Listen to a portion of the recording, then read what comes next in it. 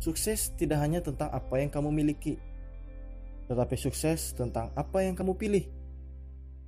Pilihanmu menentukan jenis kesuksesanmu, dan setiap pilihan tentu ada risiko.